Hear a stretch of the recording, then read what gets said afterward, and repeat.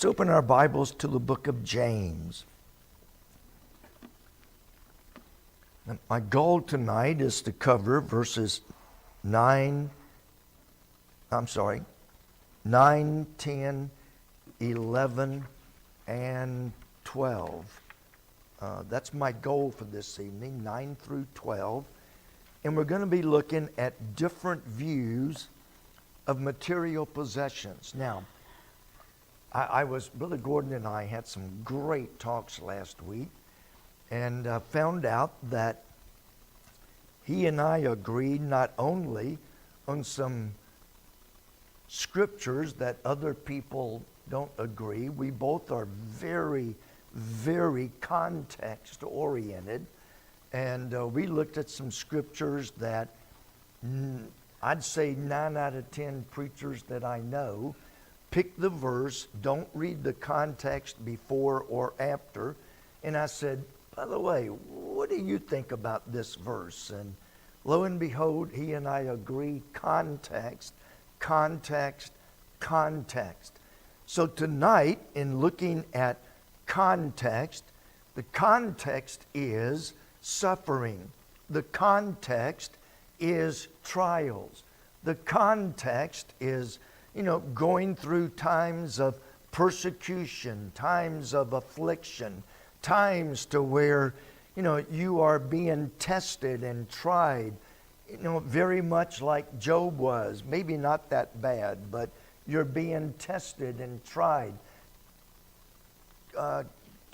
Trials like when David was forced to, flee from Saul and had to live out in the woods, sleep on the ground, sleep in caves, and constantly on the run, being hunted like a mad dog, being hunted or, having his best friend turn against him, having his friends turn against him, when his own people turned against him and his own soldiers turned against him and wanted to kill him. Times when David would get so discouraged. And yet, it's in those times that James is writing verse 9, 10, 11, and 12. Times of testing. Count it all joy when you fall into diverse temptations. And as I explained, that word is not temptation to sin, but it is a time of trial and tribulation. Now, in those circumstances, let a brother of low degree rejoice in that he is exalted. Poor people are sometimes looked down upon, especially in biblical times. If you were poor, if you were sick, if you were blind or lame or had some other infirmity, the question was, who did sin?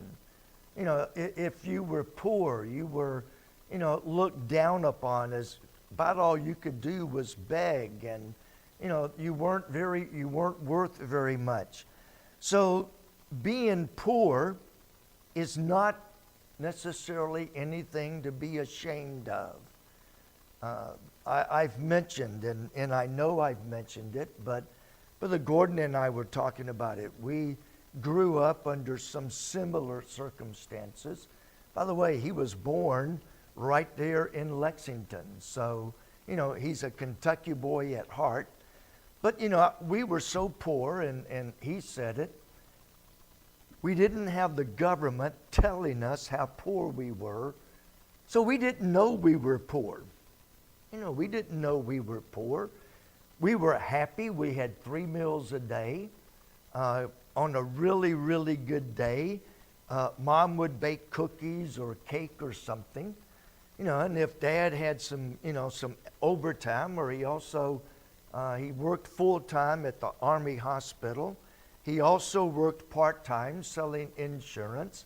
And then he worked part-time at a funeral home. So if he made a sale in insurance and got a nice commission, we might even have ham or bologna. Wow. We didn't know we were poor.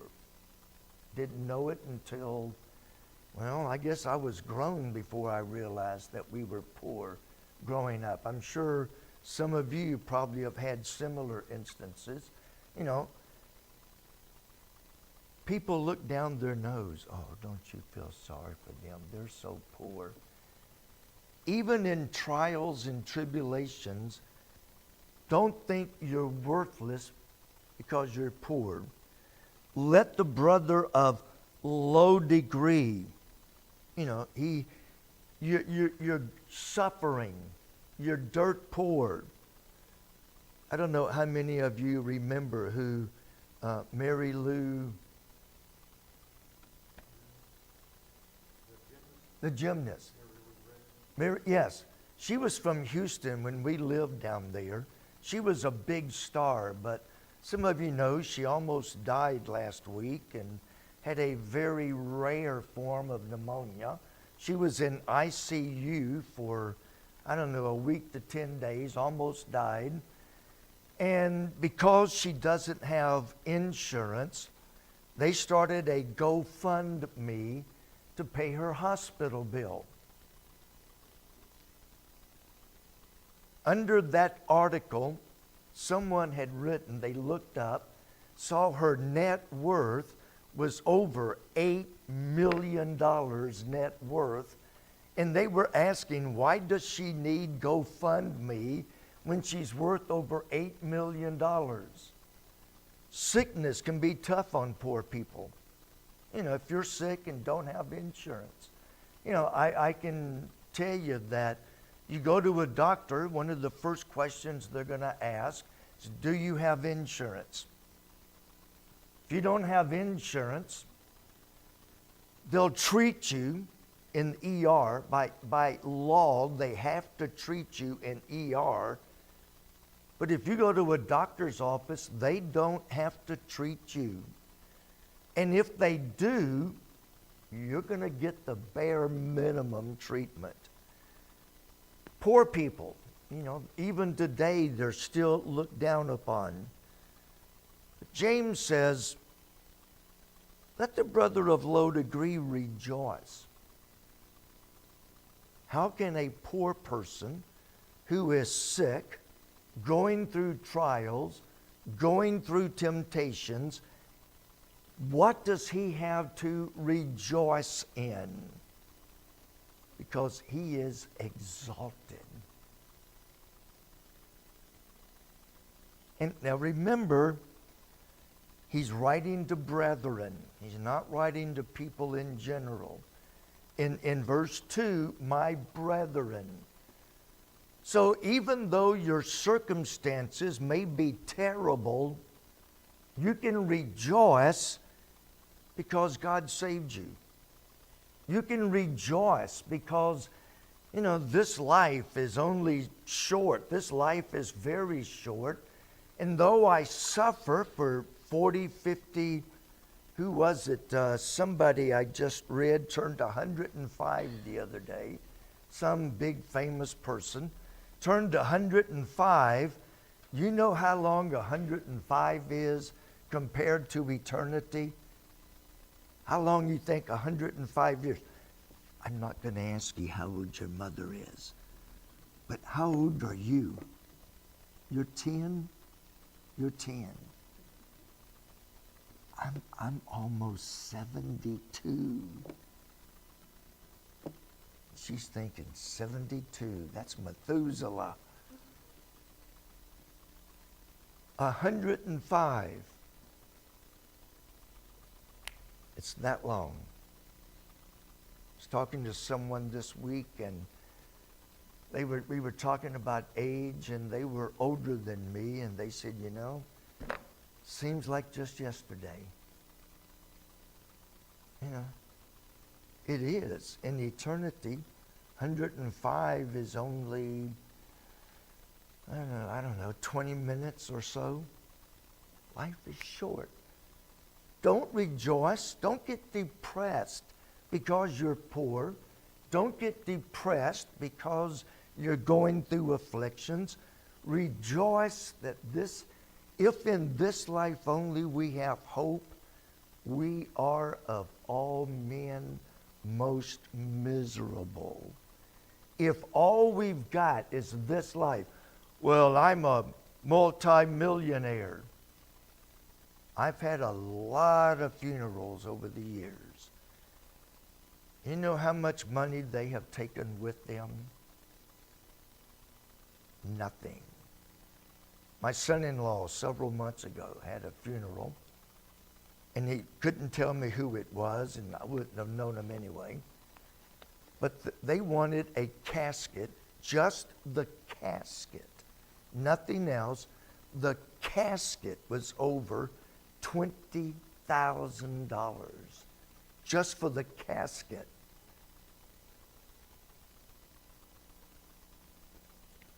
And then the whole funeral was like $40,000, $50,000 to be buried. You know how much good that did the person in the casket? You know how much good it did them? Zero.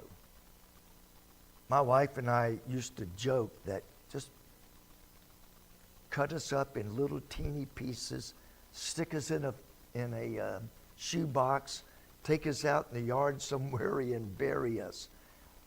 I would not fit in a shoebox. Actually, she said cremate, but we don't believe in cremation, so that won't work. Stick us in a shoebox. Because I don't know if I'm buried in a $20,000 casket. Somebody was telling me, who was it? Some great queen or I think it was Queen over in England, I think it was. Her casket was like $100,000, gold-plated or something, whoever it was. And it's like, what a waste of money. Don't rejoice because, don't get depressed because you don't have money that someone else does. Don't get depressed because, you're sick, you're in infirmities. Instead, rejoice because you're saved. God saved you. Rejoice that I may live in a shack down here, but I've got a mansion on the other side. We may have dirt floors down here, but there I'm going to walk on streets of gold. So even though you're poor, going through trials, don't get depressed. Rejoice. Now, if you're rich, don't rejoice because you're rich. I've told people, and I think I'm right. I'm pretty sure I'm right. In fact, I'm pretty positive I'm right. We don't have any millionaires in our church. And I did in Texas. I had at least 2 or 3. One of them was the stingiest, tightest guy you've ever seen. But so what? We had a millionaire. So what? He'll die just like the beggar. He'll die just like the drunkard. He'll die just like the meanest, low-downest, most good-for-nothing person that's ever lived on earth.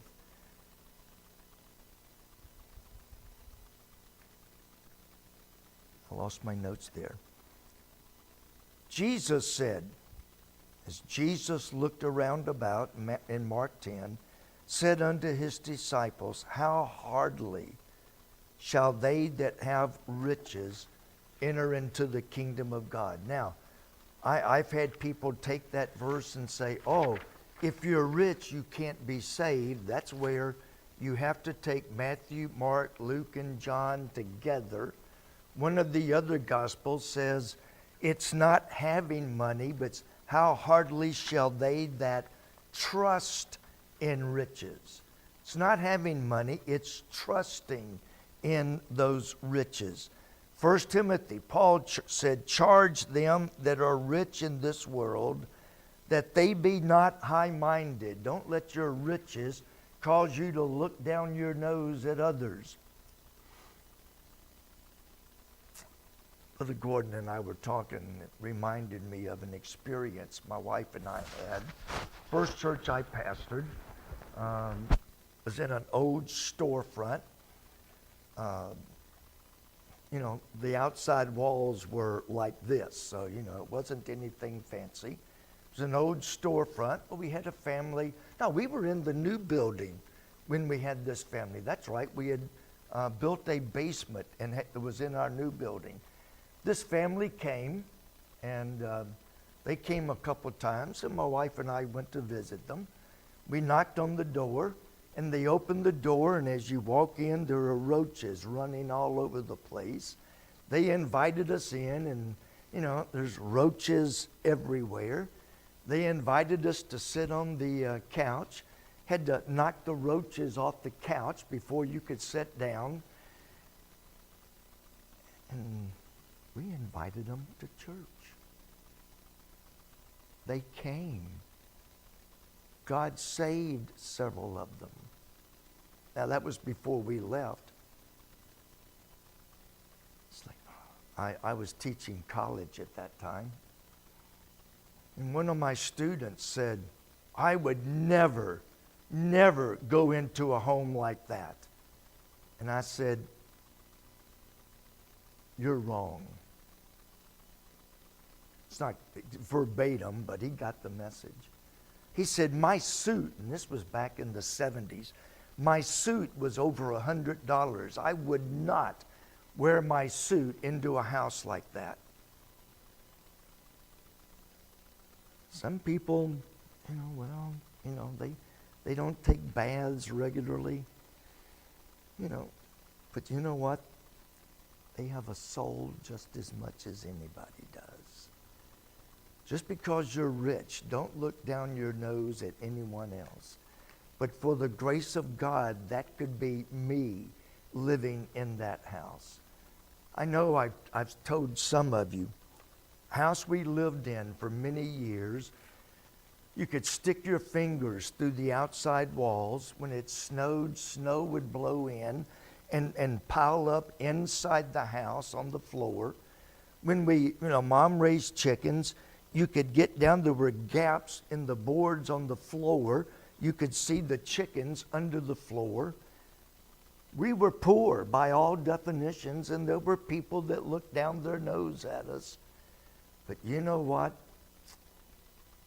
My dad never thought of us as poor. Never thought of us as poor. Got really cold in the winter.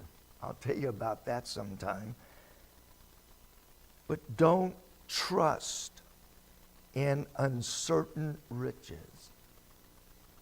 I told you about a family my wife and I knew years ago. This was back during not the Great Depression, but back several years ago when the stock market crashed. And they lost over $100,000 in one day. Wouldn't you like to have that much to lose? It's like, oh, what are we going to need on it? Stock market's up, good. Stock market's down. My faith and trust is not in uncertain riches. In olden days, they didn't have banks. They would buy gold and silver and bury it or hide it, or they would build barns and store their wheat and grain. But you can't put your faith and trust in those things. Wheat and grain can rot, and then you've lost it all. People can find out, oh, he's got $40,000 in gold hidden in his house. They can steal it. Stock market can plunge and lose everything. And if that's where your trust is and your joy is, when you lose money, you become depressed. So the rich don't rejoice in your riches, rejoice because you've been made low spiritually. God showed you your sinfulness, your wickedness. God showed you how low you really are. Rejoice that God showed you your sin and how you stood before God. Rejoice that God made you low so that he then could exalt you with salvation. You're like the grass. I know today we moved into our house and we set up sprinklers, and we wanted to make sure we had a good strand of grass. So, we set up sprinklers, watered it every morning, watered it every night. And then we got our water bill. And we took those sprinklers out and buried them somewhere. But you know what happens? You can put all the fertilizer, put all the water, and you know what happens to grass? It dies. You have to constantly be reseeding. You have to constantly keep working. And if you don't, it dies. That's all you are. How much? I'm worth billions of dollars. You're worth about as much as a blade of grass. That's all you're worth. Rejoice, because, as the sun is no sooner risen with the burning heat, but it withereth the grass, the flower falleth, the grace of the fashion of it, no matter how beautiful of a rose it is, no matter how beautiful of a carnation, the grace of the fashion perisheth. So also shall the rich man fade away in his ways. Proverbs talks a lot about being rich. Solomon said, I've seen a rich man who was rich, but he couldn't even feed himself. I've seen rich men who were rich, and yet they could not buy one single extra day of life. Don't rejoice in money. And if God gives you money, Paul wrote many things about how to use money as a tool in his service, but don't rejoice. Don't say, let's see, we're millionaires, yay! It's like God has entrusted us with $1 million. How can we use it in his service? Because Proverbs or Solomon said, you know what? You die, you're going to leave it to somebody. And who knows what they will do with it. I saw a bumper sticker. It's been a couple years ago. It's been several years ago. This guy their license plate was out of state, way out of state. And the bumper sticker, yes, I called it sticker. The bumper sticker said, we're spending our kids' inheritance. My grandmother, my grandfather, my grandmother wouldn't buy a pair of shoes as long as she could stretch one more mile out of her old ones. And it's like, Grandma, why don't you enjoy? They didn't get running water. They didn't get running water until I was in probably high school or so, because they didn't want to spend the money. They ended up, there was an endless creek up the creek from them. And I remember my uncle was a plumber, ran pipe down, ran it into the house, but they would not spend the money to get running water. And you know what happened to it? They left it to my uncle. That's a long story. Girls didn't count. Literally, my grandfather, girls did not count. You don't get an inheritance because you're a girl. So everything was left to my uncle. And you know what?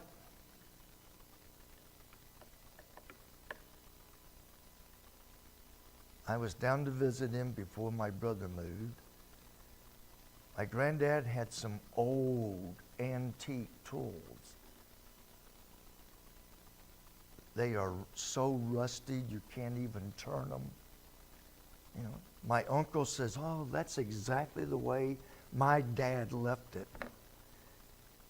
You know what's going to happen when he dies? His son's going to sell every bit of it, and who knows what he'll do with the money. No, rejoice that God has saved you. Rejoice because, like I said, 105 years, that's still a whisper. That's still a fog.